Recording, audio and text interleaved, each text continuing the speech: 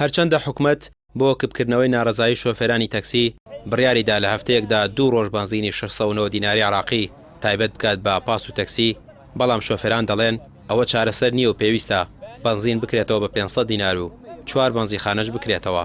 لەگەڵەوەشدا بۆ 40 لتر بنزین شۆفێران لە 10 شەوەوە تاوەکو نۆی بەیانی لەسەرەدا دەوەستن و بەوتەی خۆیان دەڵێن لە کار و کاسبی کردوون. وڵای گفتەکە بۆ هەموو سلێمانی 2 بنزیخانە داناوە، ئەگەر بیکەن زیاتری کەن بیکەن بە 2 3 بنزیخانە 4 بنزیخانە لەوانەیە گفتە نامێنێ، بە حەقت نامێنێ. شوێکم ساری تاک زۆرە، ساری جوودەکەش هەر زۆرە. بەڕاستی ئەمە وەزع نییە و کاراسانەیەشیان کرد، بەڵام کاراسانەکە ئەوە نییە. کاراسانەکە ئەو دابینکردی مەزیخانەکەیان بەڵێ ئەگەر بنزیخانەکان تۆ زیاکەن 2 بنزیخانەکە دانن بیکەن بە 4 5 بنزیخانە ئەم گرفتە نامێنێ بەڕاستی. زەرە شۆ ناوەیە من لە سعات دوێنێ و لە سعات سێەوە وەستاوم هەتاکو ئەم دەخە شەوش لە ناوە من ناو ساگە نەمێراوەژەی بیاڵم بڕۆمەوە شەو لێرە خەوت شەو ناو سارەکە خەوتە وەختی بە تارێکی شام لە دووەوە بەڕزەکەم ئەمە ئەوە ئیژێڕوا لەوبارەی ڕێت عالێ بێ یەکە کرێشی بێ 40 لیتر بنزینە 40 لیترەکە 14000 فەقە بای 14000ەکە بڵێ تەخیرە بیت و نەبیت هیچ لە مەسەلەکە ناگۆڕێ. ڕۆژانە نزیکەی 144,000 لیتر بنزینی عراقی ڕەوانەی سلێمانی دەکرێت. لە هەفتەیەکدا 3 ڕۆژدا بەش دەکرێت، 2 ڕۆژی بۆ پاس و تەکسی، ڕۆژێکیش بۆ ئۆتۆمبیلی تایبەت.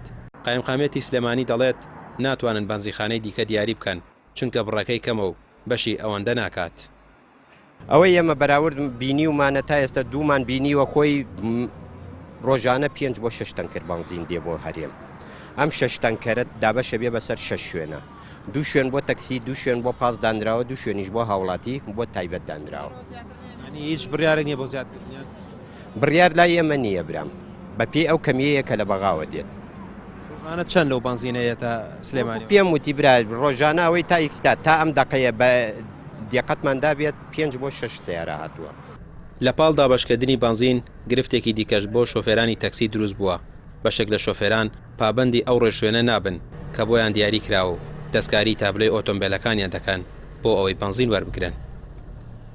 ئێستا بەپێ ڕۆژەکانە ئەمڕۆ 23 مانگە ڕقەمەکەی تاکە ساری تاکێتە ژوورانێ بەڵە بەپێ ڕۆژمێرەکەی دوێنێ 22 مانگ بوو جووتە ڕقەمەکەی بۆیە ساری جوودێتە ژوورانێ. وەڵای براژیان ئێمە پیجی فەرمی خۆمانمان هەیە لە فەیسبووکە هەموو شتەکەمان لێ بڵاو کردوتەوانێ خەڵک ئەتوانێت سەیریکا لێەوە بۆی بزانێت چ ڕۆژە بنزیندا بەشەکرێت چ ڕۆژە تاکە چ ڕۆژە جووتە. بنزینی بازرگانی نرخی هەر لترێکی سەر و 1000 دینارە ئێستا بۆ ئەو کەسانەی کار و کەسابەتیان لەسەر گواستنەوەی هاوڵاتیانە بارگرانیەکی قورسی دروست کردووە.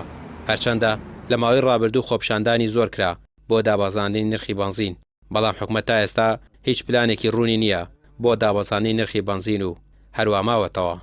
ڕامیار عوسمان، کەناڵی پێام، سلێمانی.